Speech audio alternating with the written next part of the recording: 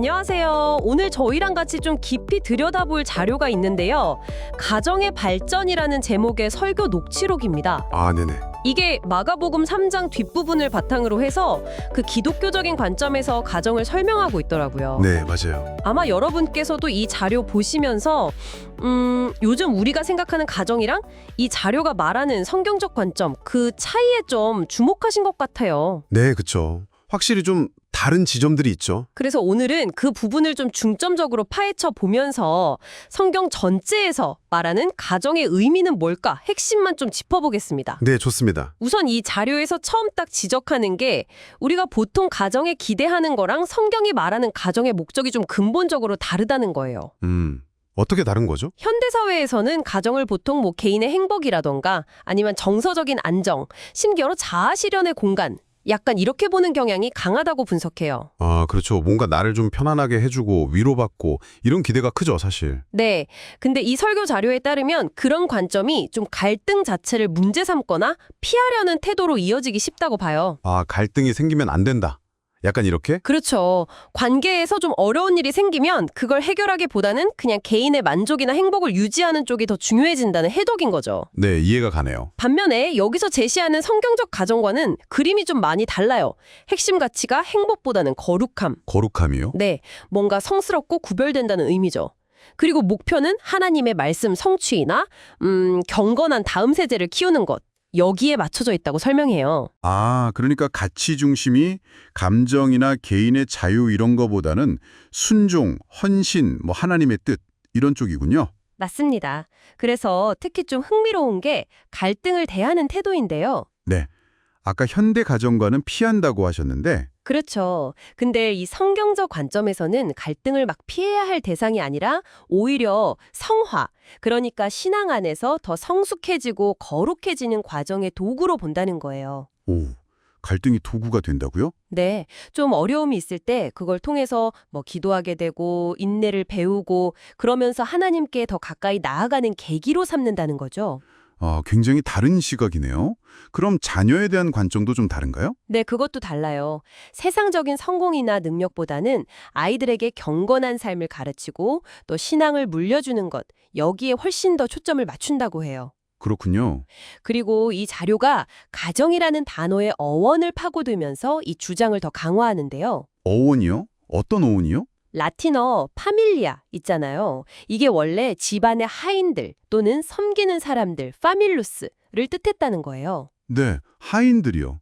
저는 그냥 가족이란 뜻인 줄 알았는데 좀 의외네요. 저도 좀 놀랐어요. 근데 이 어원 해석이 이 자료 전체를 꿰뚫는 핵심 아이디어랑 바로 연결되는 거죠. 아, 어떻게 연결되죠? 그러니까 가정의 본질이라는 게 단순히 편안하게 쉬는 곳이나 행복을 찾는 공간이 아니라 어떤 공동의 목적, 여기선 이제 하나님의 일이겠죠.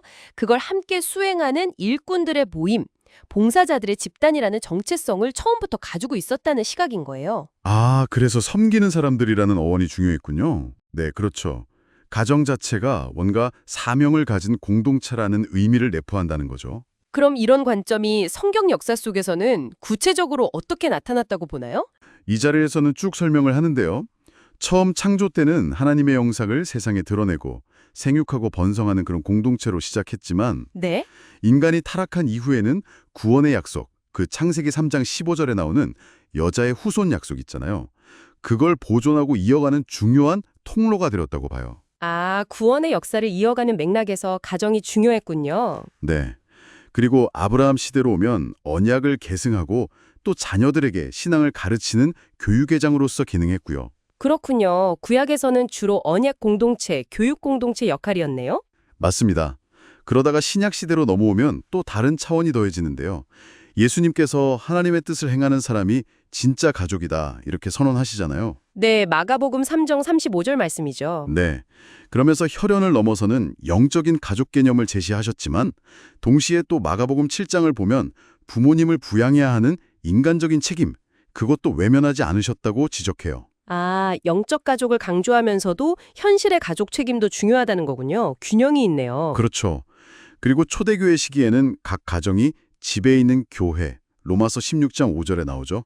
그런 역할을 하면서 신앙 공동체의 가장 기초 단위이자 복음이 퍼져나가는 거점이 되었다고 설명합니다. 아, 가정 자체가 작은 교회 역할을 했다는 거군요. 네, 신앙생활과 복음 전파에 아주 중요한 기반이었던 거죠. 그럼 정리를 좀 해보면 오늘 살펴본 이 설교 자료는 가정을 단순히 개인의 만족을 위한 공간이 아니라 거룩이라는 공동의 목표를 향해서 함께 헌신하고 봉사하는 뭐랄까 하나님의 일꾼 공동체로 보는 상당히 독특한 관점을 제시하고 있네요. 네, 맞습니다. 특히 갈등조차도 성장의 발판으로 삼는다는 관점이 개인적으로는 참 인상 깊었습니다. 그렇죠.